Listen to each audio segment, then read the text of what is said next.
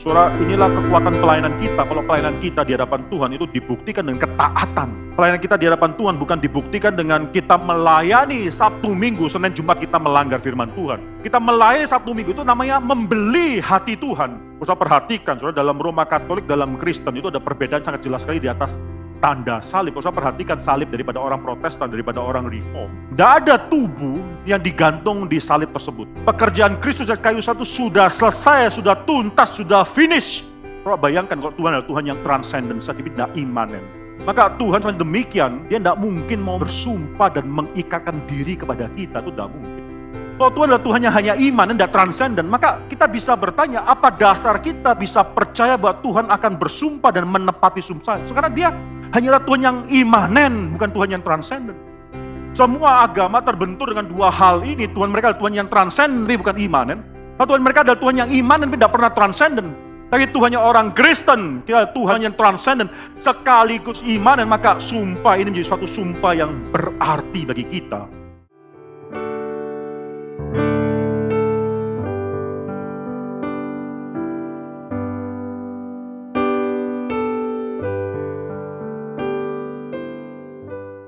Mari kita buka kitab Ibrani pasal yang ke-7. Saudara, saya akan mengulangi ayat yang ke-11 sampai dengan ayat ke-17. Saudara membaca 18 dan kita mulai bertanggapan 18 sampai 25. Demikianlah firman Tuhan. Kristus adalah imam yang lebih tinggi daripada Harun. Karena itu andai kata oleh imamat Lewi telah tercapai kesempurnaan, sebab karena imamat itu umat Israel telah menerima Taurat, apakah sebabnya masih perlu seorang lain ditetapkan menjadi imam besar menurut peraturan Melkisedek dan yang tentang dia tidak dikatakan menurut peraturan Harun? Sebab jikalau imamat berubah, dengan sendirinya akan berubah pula hukum Taurat itu, sebab ia yang dimaksudkan di sini termasuk suku lain. Dari suku ini tidak ada seorang pun yang pernah melayani mezbah, suku Yehuda. Yesus adalah keturunan suku Yehuda. Sebab telah diketahui semua orang bahwa Tuhan kita berasal daripada suku Yehuda, dan mengenai suku itu Musa tidak pernah mengatakan suatu apapun tentang imam-imam. Dan hal itu jauh lebih nyata lagi jikalau ditetapkan seorang imam lain menurut cara Melkisedek, yang menjadi imam bukan berdasarkan peraturan-peraturan manusia, tetapi berdasarkan hidup yang tidak dapat binasa. Sebab tentang dia diberikan kesaksian, engkau adalah imam untuk selama-lamanya menurut peraturan Melkisedek. 18.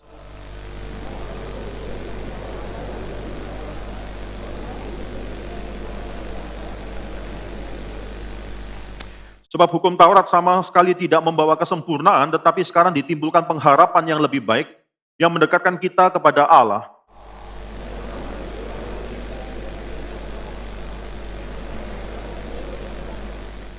Tapi ia dengan sumpah diucapkan oleh dia yang berfirman kepadanya, Tuhan telah bersumpah dan ia tidak akan menyesal, engkau adalah imam untuk selama-lamanya.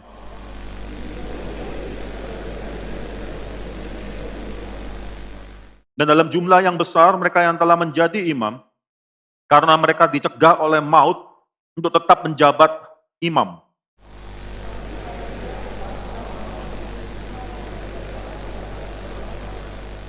Karena itu ia sanggup untuk menyelamatkan dengan sempurna semua orang yang oleh dia datang kepada Allah, sebab ia hidup senantiasa untuk menjadi pengantara mereka. Mari kita tundukkan kepala dan kita berdoa. Bapa dalam surga, kami bersyukur ya Tuhan, karena pada malam hari ini kami bisa bersekutu lagi, kami saling bisa menyapa, kami saling bisa melihat satu dan yang lainnya, membuktikan bahwa Tuhan memelihara hidup kami. Kami mungkin sudah lama merasa khawatir, tapi kami percaya satu hal ya Tuhan, kami ada di dalam belas kasihan Tuhan, dalam pemeliharaan Tuhan, dan jikalau Tuhan tidak menghendaki satu helai rambut kami pun untuk jatuh ke tanah, itu tidak mungkin akan terjadi. Engkau sendiri mengatakan kami lebih berharga daripada banyak burung pipit. Bila kami iman lebih daripada burung pipit ya Tuhan. Bila kami suatu iman yang bisa mengatakan bahwa di dalam segala kekhawatiran kami adalah orang-orang yang tetap diberikan belas kasihan di dalam pemeliharaan Tuhan. Kami hadir ke gereja ini, dalam ruang ibadah ini, menikmati persekutuan satu dengan yang lainnya, dan kami mau mendengarkan firman Tuhan. Kami bersyukur karena hidup kami adalah hidup yang sudah mengenal Sang hidup tersebut, Sang Pencipta, Sang Penebus. Dan hari ini kami akan belajar lebih banyak mengenai Kristus dan bagaimana dia lebih daripada para imam-imam yang lainnya. Kami bersyukur untuk hidup kami, hidup pasangan kami, hidup keluarga kami, anak-anak kami, orang tua kami, saudara kami. Kami menyerahkan semua Dan khususnya mereka yang mendengarkan firman Tuhan, yang beribadah di gereja, ataupun yang mendengarkan firman Tuhan secara live streaming. Misalkan semua dalam nama Tuhan. Dalam nama Tuhan Yesus Kristus, kami berdoa dan mengucap syukur. Amin. Karena kalau kita buka dalam Ibrani pasal yang pertama, awal-awal, sana sudah bisa melihat bagaimana penulis Ibrani mengatakan mengenai supremasi Kristus di atas daripada segala nabi. Nabi-nabi itu sangat penting, karena orang yang mendapatkan firman Tuhan melalui nabi-nabi tersebut. Di dalam Ibrani pasal 1, sudah dikatakan di sana, pada zaman dahulu Allah sudah berbicara melalui berbagai macam cara, melalui berbagai macam nabi-nabi. Tapi pada zaman akhir ini, Allah berbicara melalui anak, itu sudah menyatakan supremasi, Kristus dan kehadiran Kristus. Itu menghentikan keperluan semua nabi-nabi lainnya.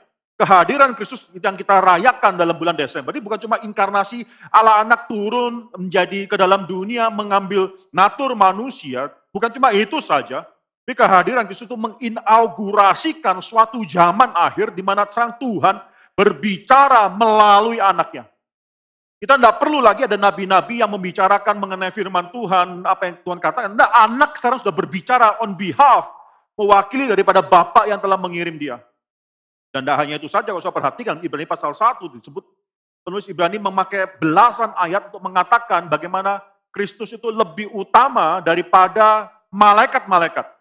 Bagi orang Yahudi, malaikat itu penting, bukan cuma nabi, malaikat, karena malaikat juga adalah dipakai oleh Tuhan untuk menurunkan atau memberikan firman Tuhan. Kalau saya perhatikan dalam Ibrani pasal 2 ayat kedua. Ibrani pasal 2 ayat kedua, sebab kalau firman yang dikatakan dengan perantaran malaikat-malaikat tetap berlaku.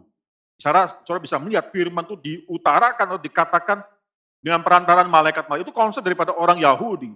Maka ketika penulis Ibrani mengatakan bahwa Yesus lebih tinggi daripada para nabi.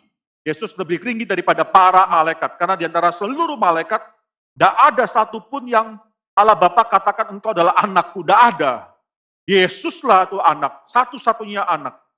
Maka saudara di sini langsung mengetahui satu hal bahwa Yesus lebih tinggi daripada semua yang dimana orang Israel itu mendapatkan firman Tuhan. Yesus dia adalah firman yang akhirnya hadir tengah-tengah mereka. Yesus adalah apa yang diberitakan tersebut. Yesus anak Allah yang inkarnasi tersebut adalah penggenapan daripada firman Tuhan dan janji Tuhan. Yesus lebih tinggi daripada semua itu. Tapi tidak berhenti sampai di sini. Kalau saya perhatikan dalam Ibrani pasal ketiga, di sana dikatakan bahwa Yesus itu lebih tinggi daripada Musa. Antara seluruh nabi-nabi perjanjian lama, maka Musa itu adalah nabi par excellence, yang tidak ada lebih tinggi daripada dia. Musa yang olehnya 5 hukum Taurat itu dituliskan, tidak ada nabi yang lebih tinggi daripada dia. Jadi kalau saya perhatikan Ibrani pasal yang ketiga, penulis Ibrani mengatakan Musa itu memang setia. Musa setia di dalam rumah Tuhan itu sebagai hamba. Tapi nanti Kristus, anak Allah itu akan setia dalam rumah Tuhan itu sebagai anak. Saudara harus tahu, sama-sama setia tapi qualitatively different. Yang satu setia sebagai anak, satunya setia sebagai hamba. Nah, di sini Yesus lebih tinggi daripada Musa. Nah, ini mencengangkan sekali, tapi sampai pasal yang ke-7 itu semakin dijelaskan bahwa Yesus itu bahkan lebih tinggi daripada semua imam-imam daripada Lewi, khususnya imam besar keturunan daripada Harun. Orang Israel, orang Yahudi membanggakan mengenai fakta bahwa mereka memiliki Taurat. Fakta bahwa Tuhan itu berbicara kepada mereka. Orang Israel membanggakan fakta bahwa mereka memiliki yang namanya keimamatan. Mereka memiliki sistem-sistem pengampunan dosa. Di antara seluruh bangsa di seluruh dunia, Tuhan meng-establish covenant dengan mereka, memberikan mereka firman Tuhan. Tapi khususnya memberikan mereka pengampunan dosa. Yang tidak mungkin didapatkan oleh bangsa-bangsa yang lainnya. Mereka membanggakan semua hal itu. Mereka membanggakan fakta bahwa di dalam orang Yahudi lah, Tuhan itu datang dan akhirnya diam di dalam rumah Tuhan. Dari tabernacle sampai pada bait Allah. Itulah kebanggaan mereka. Maka di sini saudara, ketika penulis Ibrani mengatakan bahwa bicara mengenai firman Tuhan, maka anak Allah itu lebih daripada semua nabi-nabi dan malaikat-malaikat. Bicara mengenai keimamatan, anak Allah itu lebih daripada semua imam-imam keturunan daripada suku Lewi. Ini mengkagetkan sekali. Saya melihat dalam Ibrani pasal yang ke-7 di sana, penulis Ibrani menuliskan paling tidak 2 alasan mengapa Kristus itu melebihi semua imam-imam keturunan suku Lewi. Mereka membanggakan semua keturunan suku Lewi. Dan dari suku Lewi tersebut akhirnya Harunlah, keturunan Harun yang bisa menjadi imam besar.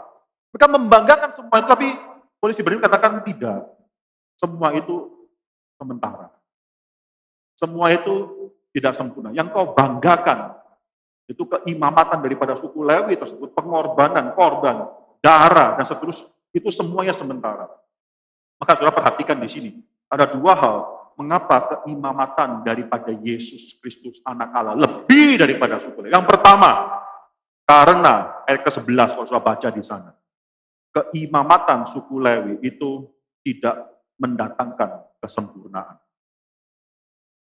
Engkau bisa banggakan ritual-ritual semua itu, tapi keimamatan suku Lewi tidak mendatangkan kesempurnaan. Coba perhatikan ayat ke-11. Karena itu andai kata oleh imamat Lewi telah tercapai kesempurnaan, sebab karena imamat itu umat Israel telah menerima hukum Taurat, menerima Taurat, apakah sebabnya masih perlu seorang lain ditetapkan menjadi imam besar menurut peraturan Melkisedek dan yang tentang dia tidak dikatakan menurut peraturan Harun? Kalau imamat Lewi sudah memberikan kesempurnaan, tidak perlu ada orang lain. Tidak perlu ada orang lain lagi yang akhirnya dinyatakan menjadi imam menurut peraturan Melkisedek. Tidak perlu, tapi faktanya itu tidak memberikan kesempurnaan. Jangan kau banggakan semua sistem-sistem pengampunan dosa dalam keimamatan suku Lewi tersebut. Karena itu tidak menderikan kesempurnaan, itu hanyalah bayang-bayang saja. Bro, seringkali kita dalam konsep kita, tradisi itu mengekang kita. Kalau ada tradisi kebiasaan macam ini dan itu, maka kita menjadi orang yang akhirnya dikukung oleh tradisi dan kita tidak suka merubah kebiasaan, kita tidak suka merubah custom. Setahu saya inilah cara di mana kita harus hidup. Akhirnya kita membiarkan diri kita dikukung oleh tradisi. Orang Yahudi mungkin macam demikian. Tanpa mereka sadar bahwa di dalam kelemahan mereka, dan mereka adalah orang yang berdosa dan mereka perlu ada suatu figur imam. Imam yang dipilih di antara mereka juga adalah imam yang berdosa dalam manusia yang juga mati. Maka adalah keimamatan Lewi itu diberikan oleh Tuhan kepada mereka untuk mengakomodasikan kelemahan mereka. Tapi mereka tidak sadar bahwa itu akhirnya menjadi sesuatu yang mengekang mereka. Yang mengunci cara berpikir mereka. Tidak boleh Tuhan bekerja di luar daripada apa yang sudah dinyatakan. Itu omong kosong. Kalau Tuhan yang menetapkan keimamatan suku Lewi, keimamatan imam besar daripada Harun, mengapa Tuhan tidak berhak menetapkan suatu ordo yang lain, yaitu menurut ordo Melkisedek? Mengapa harus Tuhan akhirnya menetapkan dan Tuhan akhirnya diikat oleh ketetapan di atas? Apalagi kalau penulis Ibrani katakan, ordo dari suku Lewi ini tidak pernah Tuhan tetapkan dengan sumpah, tidak pernah. Tapi yang ini iya. Yang ini ordo dari Melkisedek Tuhan tetapkan dan Tuhan bersumpah mengikatkan diri. Maka di sini saudara bisa melihat bagaimana penulis Ibrani mengatakan bahwa khususnya pada orang-orang Ibrani, orang-orang Yahudi Kristen, dari Yahudi jadi orang Kristen yang ingin kembali karena mungkin aniaya, ancaman atau apa, mungkin kembali kepada mungkin suatu hal yang mereka bisa lihat yang tampak, yaitu agama Yahudi dengan bait Allahnya, agama Yahudi dengan sistem-sistem pengorbanannya semua. Mereka ingin kembali ke sana. Ibrani mengatakan jangan kembali karena engkau sedang kembali ke sesuatu yang tidak memberikan kesempurnaan. Sesuatu yang hanya bayang-bayang akan digantikan tersebut. Ini satu hal yang penting sekali, saudara. Karena Allah sendiri mengatakan bahwa itu tidak memberikan sempurna. Dengan kata lain, yang Allah tetapkan kemudian itu yang memberikan kesempurnaan. Jadi kan kita melihat apa kesempurnaan daripada New Covenant, perjanjian baru. Yang sangat berbeda dengan perjanjian lama. Kalau saudara tanya, ini alasan yang kedua, mengapa Tuhan menetapkan hal tersebut? Mengapa Tuhan menetapkan ada ordo yang baru tersebut? Yang kedua, karena keimamatan Kristus, ayat yang ke-16, saudara, itu bukan berdasarkan peraturan-peraturan manusia. Saudara, dengan bahasa lainnya, atau dalam terjemahan bahasa Yunani, tulisan Yunani aslinya, saudara, itu sana kan dituliskan di sana adalah peraturan-peraturan hukum berkenaan dengan tubuh yang harus keturunan tubuh yang harus diturunkan turun-temurun, atau kita bisa katakan ini peraturan-peraturan yang diberikan oleh Tuhan berkenaan dengan limitasi daripada manusia. Jadi saudara, suku Lewi itu ada peraturan-peraturan dan peraturan-peraturan itu bagi penulis Ibrani adalah diberikan karena limitasi manusia. Apa limitasi manusia tersebut? Kalau saya perhatikan dalam Ibrani pasal 7 ayat ke-23, Maka orang-orang, imam-imam yang daripada suku Lewi itu mereka berada dalam jumlah yang besar, mereka menjadi imam. Mengapa perlu jumlah yang besar? Karena mereka dicegah oleh maut untuk tetap menjabat iman. Jadi mereka harus mati, keterbatasan mereka, keterbatasan dari manusia. Mereka harus ada penggantinya, ada orang yang akhirnya keturunan daripada manusia, daripada tubuh yang menggantikan dia tersebut. Maka Tuhan memberikan peraturan berkenan dengan limitasi mereka, yaitu mereka adalah manusia yang bisa mati. Mereka harus digantikan. Harus ada peraturan yang menyatakan siapa yang berhak menggantikan imam dan khususnya imam besar.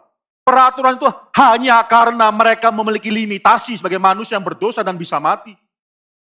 Tapi ketika Yesus sudah mati dan kemudian dibangkitkan, dan tidak pernah mengalami kematian lagi, peraturan itu tidak bisa dipakai oleh Yesus, karena Yesus memiliki suatu hal. Dalam ayat yang ke-16, dikatakan bahwa keimamatan Yesus itu berdasarkan hidup yang tidak dapat binasa.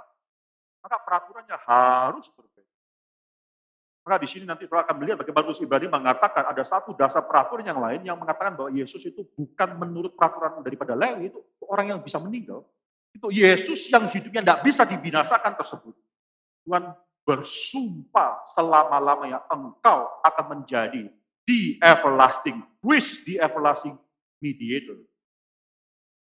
Luar biasa penulis Ibrani ini mengatakan kepada orang-orang Yahudi bahwa supremasi Yesus lebih daripada para nabi-nabi, malaikat, Musa, dan bahkan para imam-imam, bahkan keimaman besar, imam besar daripada keturunan Harun tersebut. Nah, hari ini saya membuat saudara memikirkan satu hal, yaitu ada dalam ayat yang ke-21, itu bicara mengenai karakter daripada sumpah.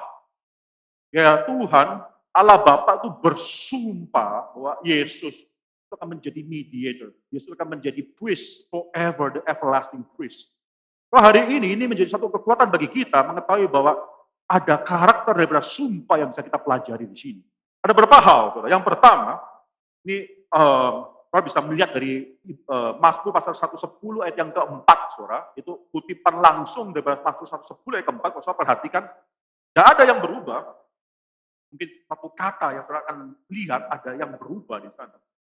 Saya bacakan ayat ke-21, tetapi ia dengan sumpah diucapkan oleh dia yang berfirman kepada, yang lalu mengutip, penulis Ibrani mengutip Mazmur 110 ayat 4, Tuhan telah bersumpah dan ia tidak akan menyesal.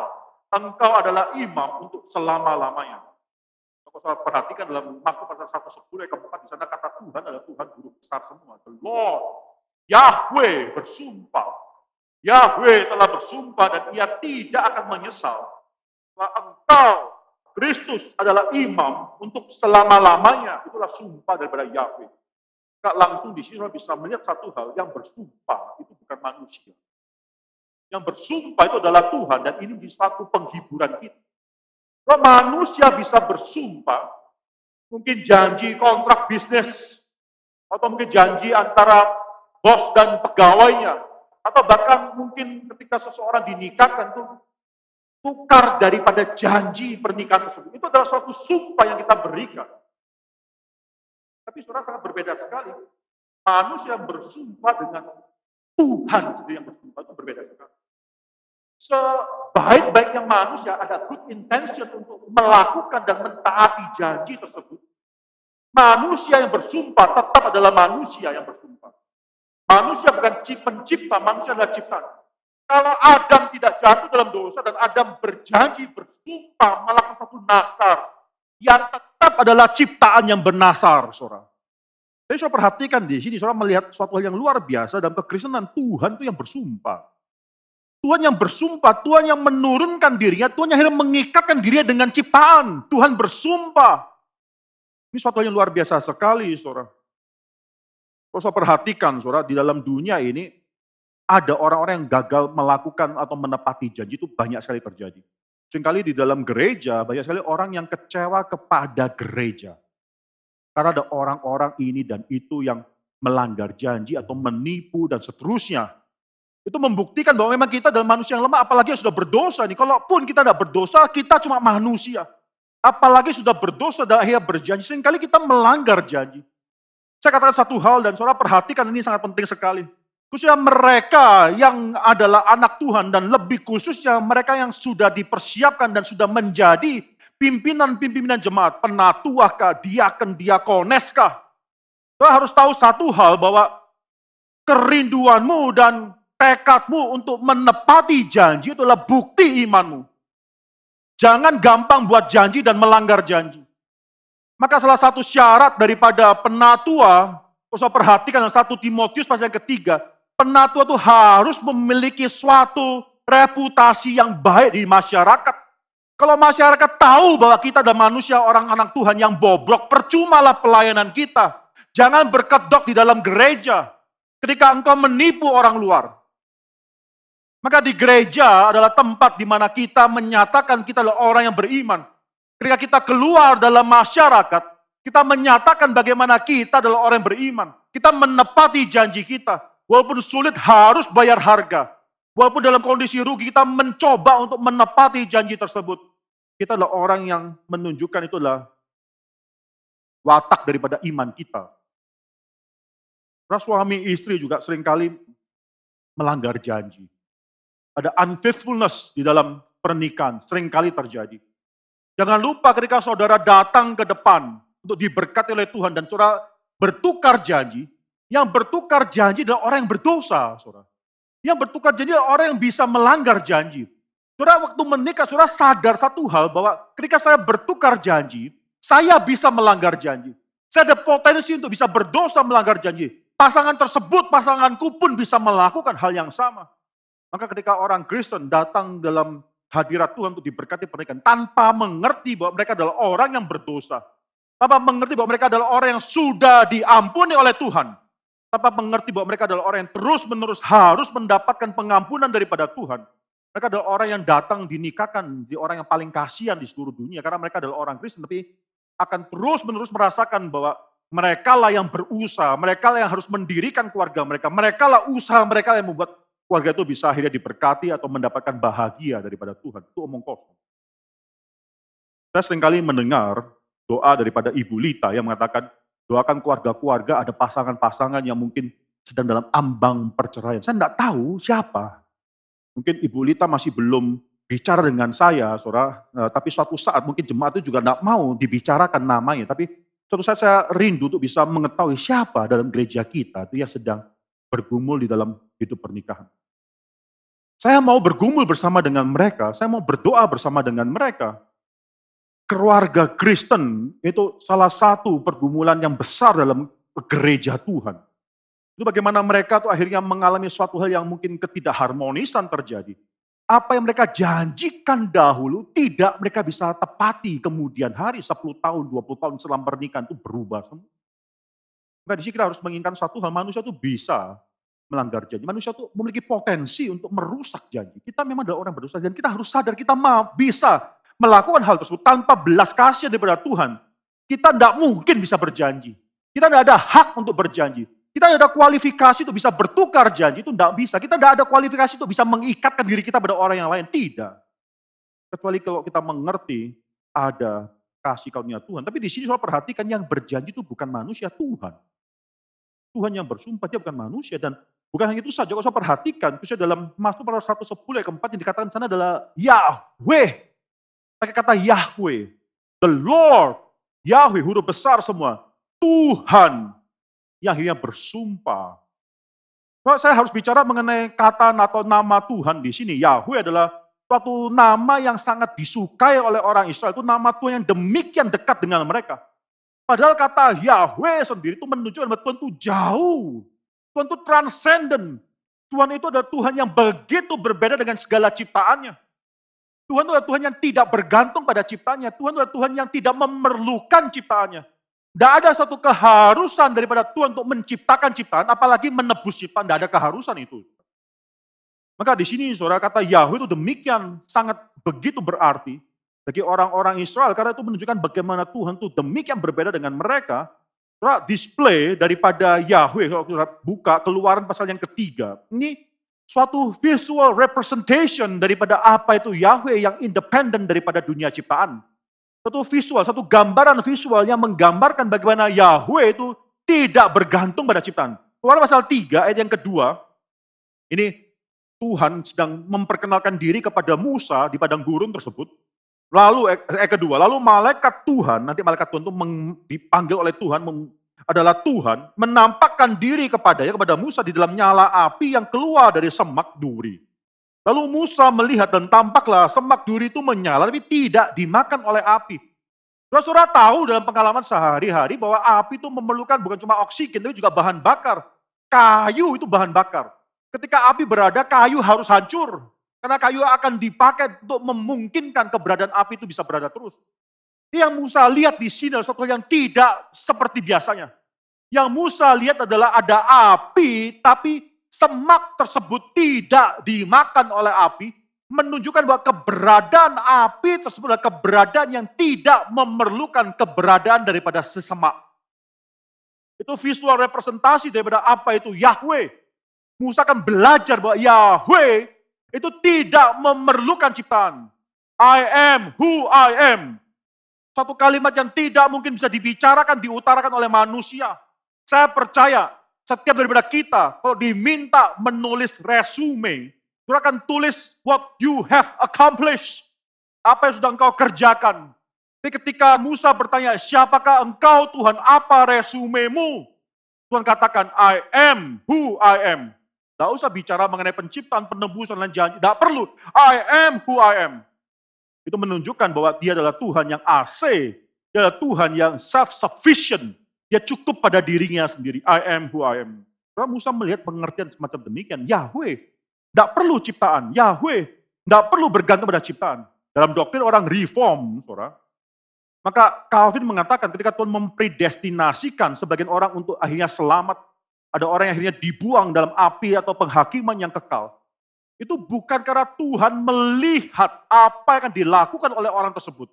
Oh, orang ini akan menerima Tuhan. Dia akan menerima pemberitaan firman Tuhan. Maka Tuhan memilih orang tersebut. Oh, orang ini akan menolak pemberitaan firman Tuhan. Orang ini seumur hidup akan mengeraskan hati. Maka Tuhan menetapkan untuk membuang orang tersebut. Tidak. Bukan itu alasannya Tuhan memilih. Tuhan tidak perlu melihat kepada dunia, lalu akhirnya mengambil suatu keputusan berdasarkan apa yang akan terjadi dalam dunia ini. Tidak ada keperluan tersebut.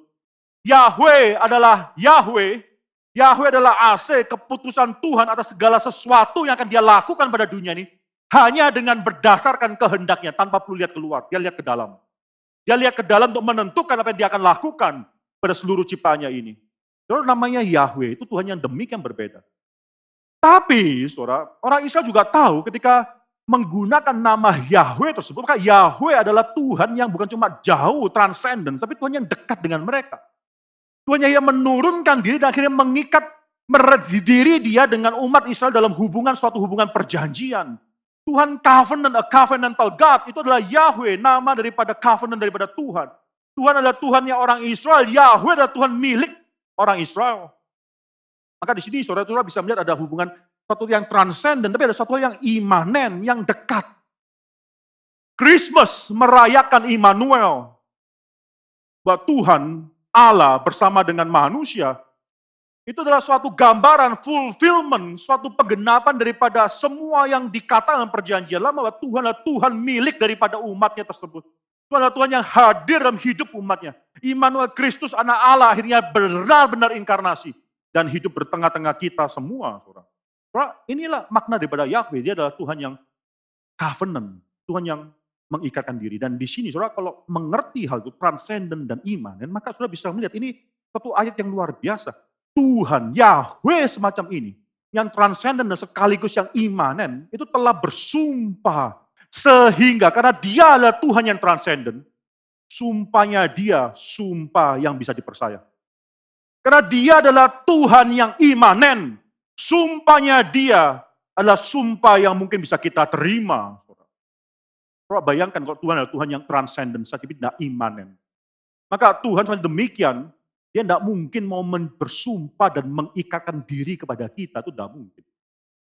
Kalau Tuhan adalah Tuhan yang hanya iman dan tidak transcendent, maka kita bisa bertanya apa hak kita atau apa dasar kita bisa percaya bahwa Tuhan akan bersumpah dan menepati sumpah. Karena dia hanyalah Tuhan yang imanen, bukan Tuhan yang transcendent. Semua agama terbentur dengan dua hal ini. Tuhan mereka adalah Tuhan yang transcendent, bukan imanen. Tuhan mereka adalah Tuhan yang iman dan tidak pernah transenden. Tapi Tuhannya orang Kristen, kita Tuhan Yahweh, kita Tuhan yang transenden, sekaligus iman, dan maka sumpah ini menjadi suatu sumpah yang berarti bagi kita. Tuhan yang transenden, sekaligus Tuhan yang mengikatkan diri kepada kita, umat Tuhan, itu dengan suatu sumpah. Perhatikan karakter pada sumpah ini, Tuhan yang telah bersumpah itu, bahkan dia mengatakan bahwa dia tidak akan menyesal. Dalam bahasa Inggrisnya, dia tidak akan merubah pikiran. Tuhan menjanjikan dan dia bersumpah satu hal, dan itu bukan adalah plan B, plan C, plan D yang harus digantikan, tidak. Itulah suatu plan A daripada Tuhan, itu sumpah Tuhan, tidak pernah berubah. Dia tidak akan menyesal. Terus salah satu kalimat yang mungkin sulit dalam Alkitab adalah suatu kalimat yang mengatakan bahwa Tuhan itu menyesal.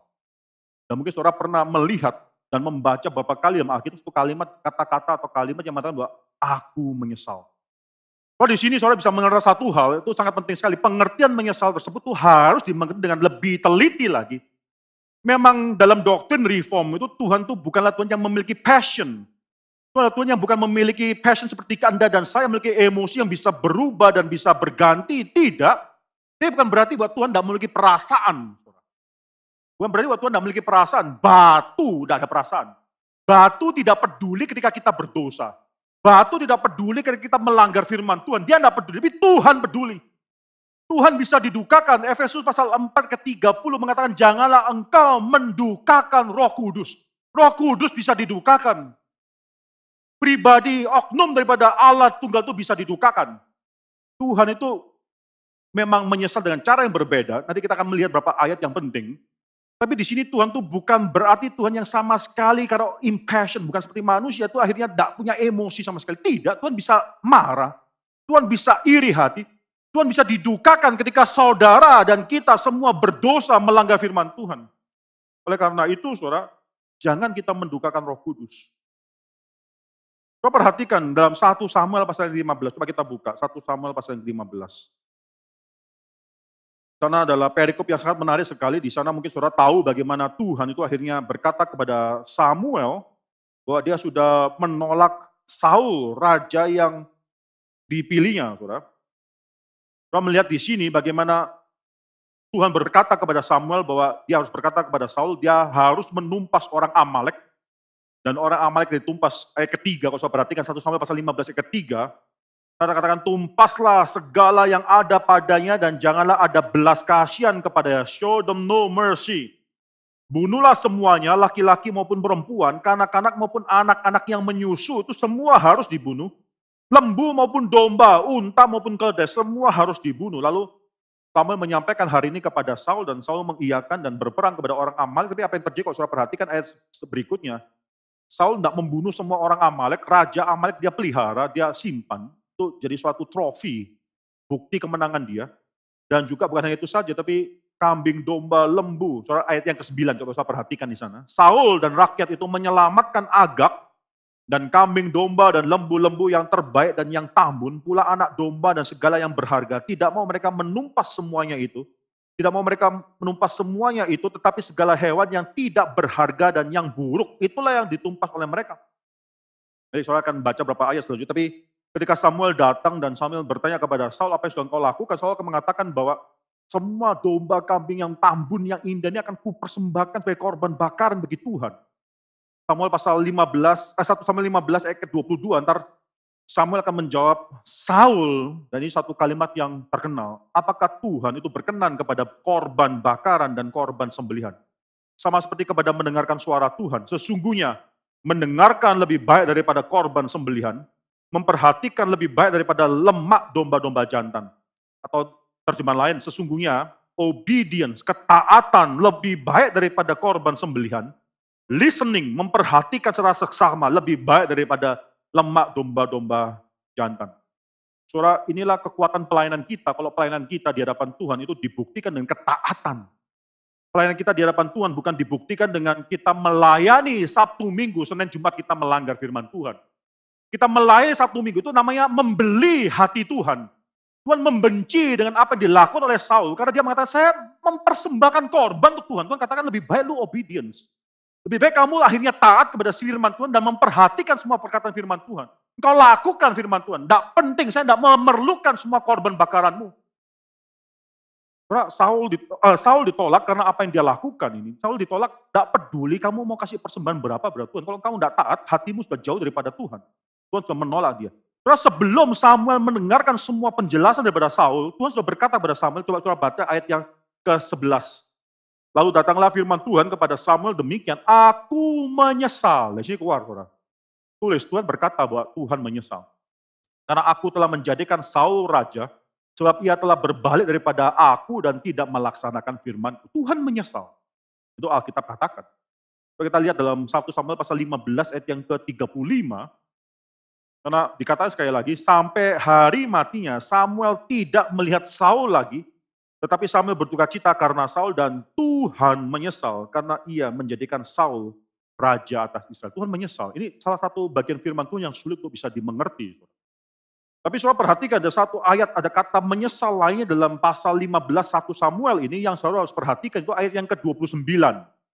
Perhatikan dalam ayat ke-29, lagi sang mulia dari Israel tidak berdusta dan ia tidak tahu menyesal. Sebab ia bukan manusia yang harus menyesal. Dalam satu perikop yang sama, 3 kali kata menyesal keluar.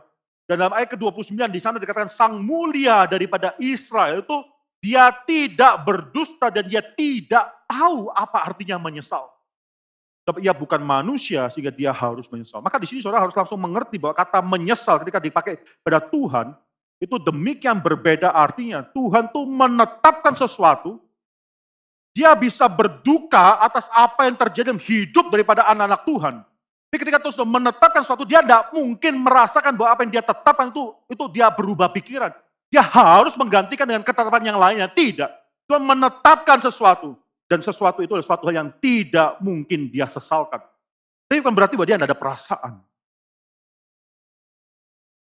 Di sini ketika kita berdosa, dia tahu, dia merasakan ada impact dalam hidup daripada Tuhan tersebut. Dan Tuhan didukakan, Roh Kudus didukakan. Tapi ketetapan Tuhan adalah suatu ketetapan yang tidak mungkin berubah dan dia tidak mungkin merubah ketetapan tersebut. Tuhan yang menetapkan Saul menjadi raja, itu bukan ketetapan yang salah pikir. Manusia bisa menetapkan sesuatu dan menyesal karena menjadikan atau melakukan perbuatan tersebut. Tapi Tuhan tidak mungkin. Tuhan yang menetapkan Saul menjadi raja, dia tahu ketetapan, ketetapan adalah ketetapan yang tidak mungkin bisa berubah. Dan ketika Saul jatuh, itu pun di dalam ketetapan atau permissive decree daripada Tuhan. Itu yang penting. Dan di sini Alkitab mengatakan suatu hal yang penting sekali. Tuhan menetapkan. Dia bersumpah dan dia akan menyesal bahwa Kristus itu akan menjadi imam besar. Di sini saudara, doktrin Reform percaya atau mengatakan ini adalah covenant of redemption. Sebelum Tuhan menjalankan atau menjalin hubungan covenant dengan manusia, Kejadian pasal 2 ayat 16-17, Tuhan di dalam diri pribadi Allah di tunggal, Tuhan sudah saling menjalin hubungan covenant. Tuhan sudah menetapkan bahwa anaknya tersebut akan menjadi the everlasting mediator. Dan dia tidak perlu rubah pikiran. Saudara perhatikan kembali Ibrani pasal yang ke-7 ini, saudara. Suatu hal yang luar biasa indahnya. Yang Tuhan janjikan tersebut adalah berkenaan dengan hidup kita. Tuhan bukan menjadikan sesuatu yang di luar daripada apa yang kita perlukan. Dia adalah Tuhan bagi umatnya. Dia menjanjikan sesuatu, dia bersumpah atas sesuatu. Itu sumpahnya adalah berkenaan dengan imam besar yang tidak akan digantikan, imam besar untuk selama-lamanya. Berkenaan dengan apa yang Anda dan saya perlukan. Kita semua adalah orang yang berdosa. Kita semua memerlukan mediator, kita semua memerlukan pengampunan. Dan untuk pengampunan tersebut, Allah Bapa bersumpah bahwa anaknya akan menjadi imam selama-lamanya. Dan dia tidak akan menyesal.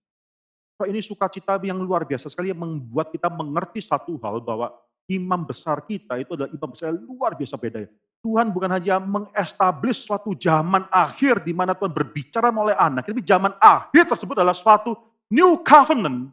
Itu perjanjian baru daripada Tuhan di mana Tuhan menegakkan imam besar yang demikian berbeda dengan zaman sebelumnya dengan the old covenant. Saya akan mengakhiri firman Tuhan pada hari ini dengan mengatakan bahwa ada 4 karakteristik daripada the new covenant. Perjanjian baru ini ada 4 hal berkenaan dengan janji atau keselamatan tersebut. Yang pertama, saudara, saya akan urutkan ini dari yang paling bawah terlebih dahulu daripada ayat yang terakhir baru naik ke atas satu persatu, saudara. Kita perhatikan dalam ayat yang ke-25 di sana dikatakan sebab ia Kristus anak Allah, Yesus Kristus hidup senantiasa untuk menjadi pengantara mereka. So, di sini bukan mediator yang dipakai kata di sana, tapi karena Yesus hidup, imam besar yang kita miliki adalah imam besar yang terus-menerus tidak pernah lagi mati, berbeda dengan imam-imam orang Lewi.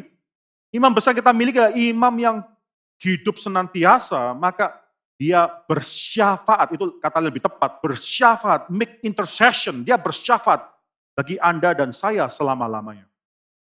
Adakah di antara kita pada saat ini yang sedang mengalami letih lesu?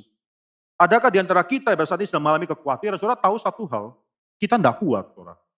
Kita tidak kuat melalui semua hal ini. Kita tidak kuat bahkan melalui satu hari pun tanpa ada imam besar yang melakukan syafaat, doa syafaat bagi Anda dan saya. Kita mungkin bisa melalui semua hal ini. Ini yang berbeda dengan the old covenant. Old covenant orang-orang imam besar, mereka bisa berdoa bagi umat Tuhan, tapi mereka tidak bisa berdoa senantiasa. Mereka pasti akan berhenti doa mereka karena mereka harus mati. Tapi imam besar yang kita miliki itu demikian berbeda. The new covenant is so much richer. The new covenant, imam besar tersebut, imam besar yang bersyafaat bagi kita senantiasa karena dia tidak mati lagi. Itu yang pertama. A better mediator. Suatu pengantara yang lebih baik. Karena pengantara tersebut berdoa syafaat senantiasa bagi Anda dan saya. Yang kedua, ayat yang ke-25a, saudara bisa melihat di sana. Karena itu ia sanggup juga menyelamatkan dengan sempurna semua orang yang oleh dia datang kepada Allah. Saudara, mediator kita adalah mediator yang akhirnya juga perlu minta pengampunan dosa terlebih dahulu. Tidak. Mediator yang kita miliki adalah mediator yang akhirnya bisa memberikan keselamatan, bisa menyelamatkan dengan sempurna karena dia sendiri tidak berdosa. Dia mati bukan karena dosa-dosa dia. Dia mati karena dosa-dosa saya dan Anda sekalian. Mediatornya adalah mediator yang bisa menyelamatkan dengan sempurna. Saudara perhatikan, saudara dalam Roma Katolik, dalam Kristen itu ada perbedaan sangat jelas sekali di atas tanda salib. Saudara perhatikan salib daripada orang Protestan, daripada orang Reform. Tidak ada tubuh yang digantung di salib tersebut. Jadi dalam Roma Katolik, saudara akan melihat bahwa salib itu selalu ada tubuh yang sedang digantung. Mereka terus mau mengenang mengenai pengorbanan daripada Kristus, itu memang penting dan itu harus dilakukan. Tapi orang Reform mengatakan, orang Protestan mengatakan bahwa tubuh tersebut sudah tidak digantung. Pekerjaan Kristus dari kayu salib sudah selesai, sudah tuntas, sudah finish. Kristus sudah naik ke surga, duduk sebelah kanan Allah Bapa. Salib yang kosong ini menyatakan bahwa keselamatan yang kita miliki adalah satu keselamatan yang sempurna. Tidak ada lagi yang perlu akhirnya masih digantung dari kayu salib. Tidak ada lagi orang yang harus disalibkan bagi kita. Justru salib yang kosong tersebut menyatakan bahwa mediator, the high priest, yang juga adalah the high sacrifice tersebut, telah menyelamatkan dengan sempurna Anda dan saya, keselamatan yang sempurna. Yang ketiga, saudara, kalau perhatikan dalam ayat yang ke-22, jangan dikatakan demikian pula Yesus adalah jaminan dari suatu perjanjian yang lebih kuat, a better covenant. Karena apa yang dilakukan oleh Yesus, Yesus adalah mediator yang selama-lamanya dan dia tidak binasa, tidak mengalami maut. Maka di sana dia adalah suatu jaminan, he is assured, bukan cuma mediator, tapi suatu jaminan dari suatu perjanjian yang lebih kuat. Sekali lagi, saudara, penulis Ibrani mengatakan kepada orang-orang Yahudi Kristen yang mungkin pada saat itu sedang merencanakan kembali kepada agama mereka. This is a better covenant. Ini adalah suatu perjanjian yang lebih kuat. Jangan kembali. Jangan kembali. Saudara, mungkin dalam hidup kita mengalami kesulitan hidup. Dalam hidup kita, tadi pagi jam 4, jam 5 pagi, ada jemaat headset dengan jemaat tersebut. Dan dia mengatakan, mungkin setelah mendengarkan sharing saya di Perwil kemarin, dia mengatakan, mengapa ya hidup orang Kristen itu harus melalui suatu kesulitan. Kalau saya, dia juga mengalami kesulitan. Kalau saya adalah seorang diri mengalami kesulitan itu mungkin lebih gampang. Tapi ketika keluarga, istri, anak-anak mengalami kesulitan bersama, mengapa orang Kristen harus mengalami kesulitan demikian? Dia berpikir mengenai keluarga saya, bagaimana saya akhirnya seluruh keluarga juga mengalami kesulitan. Saya katakan, iya memang.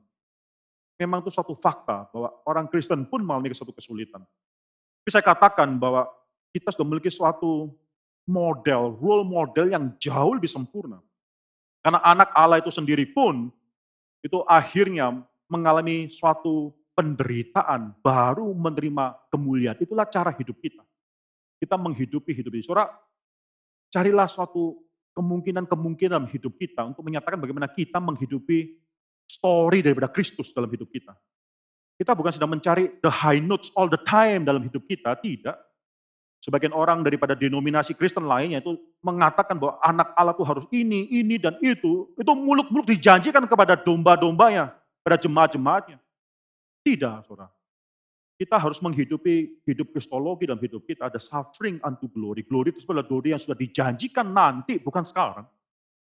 Jangan kita menyaman dalam hidup sementara ini. Saya percaya COVID diberikan Tuhan untuk menggugah kita, menyatakan bahwa hidup kita itu tidak nyaman. Janganlah hidup nyaman anak-anak Tuhan. Mengetahui satu hal bahwa kita hidup harus selalu bergantung pada Tuhan. Kecelakaan dalam hidup kita terjadi untuk menyatakan pada kita bahwa kita tuh selalu senantiasa harus sadar kita tuh memerlukan belas kasihan daripada Tuhan. Tetapi dalam hidup kita yang paling pahit sekalipun, penulis Ibrani sini mengatakan kita berada dalam suatu perjanjian yang lebih kuat daripada sebelumnya.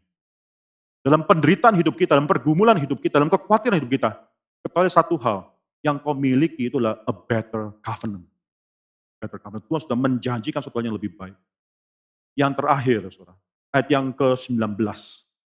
Sebab hukum Taurat sama sekali tidak membawa kesempurnaan, tetapi sekarang ditimbulkan pengharapan yang lebih baik. A better hope bagi Anda dan saya. Yang mendekatkan kita kepada Allah. Apa yang Kristus lakukan bagi Anda dan saya, mediator tersebut bukanlah mediator daripada suku Lewi, yang tidak pernah bisa berdasarkan apa yang mereka lakukan itu bisa menjaminkan keselamatan. Tidak. Kalau hanya berdasarkan daripada apa yang mereka lakukan, itu adalah manusia mewakili manusia yang berdosa. Manusia berdosa, mewakili manusia berdosa, minta pengampunan daripada Tuhan. Tapi yang kita miliki dalam Kristus Yesus, dalam the new covenant, adalah mediator yang tidak berdosa, sebagai mediator yang sempurna. Akhirnya memberikan suatu keselamatan yang sempurna. Itulah the better hope yang kita miliki. Apakah kita saat ini sedang melalui suatu perjalanan hidup yang sulit? Apakah hidup keluarga kita adalah hidup keluarga yang sedang bergumul di hadapan Tuhan? Kita mengatakan suatu hal, iman kita berbicara kepada kita, mengatakan kita sudah memiliki suatu pengharapan yang lebih baik, bahkan lebih baik daripada mereka orang dunia yang mungkin tidak bergumul sekalipun. Pengharapan kita dalam kondisi yang paling susah sekalipun, lebih baik daripada mereka. Mengapa?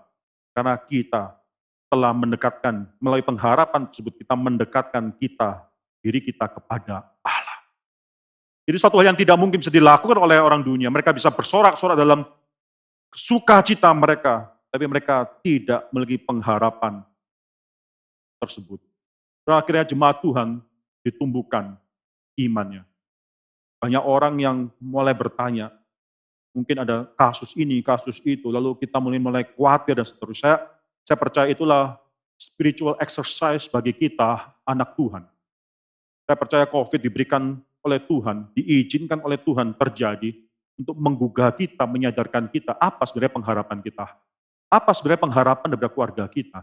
Apa sebenarnya pengharapan daripada apa yang kita harapkan daripada anak-anak kita. Apa dasar pengharapan tersebut? Whatever it is, kita sudah mendapatkan yang lebih daripada seringkali yang kita pikirkan dan kita inginkan. Pengharapan kita adalah pengharapan yang lebih baik tersebut. Mari kita tundukkan kepala dan kita masuk di dalam doa. Bapa dalam surga, kami menyerahkan jemaat Tuhan dalam ruangan ini maupun mereka yang mendengarkan firman Tuhan melalui YouTube live stream.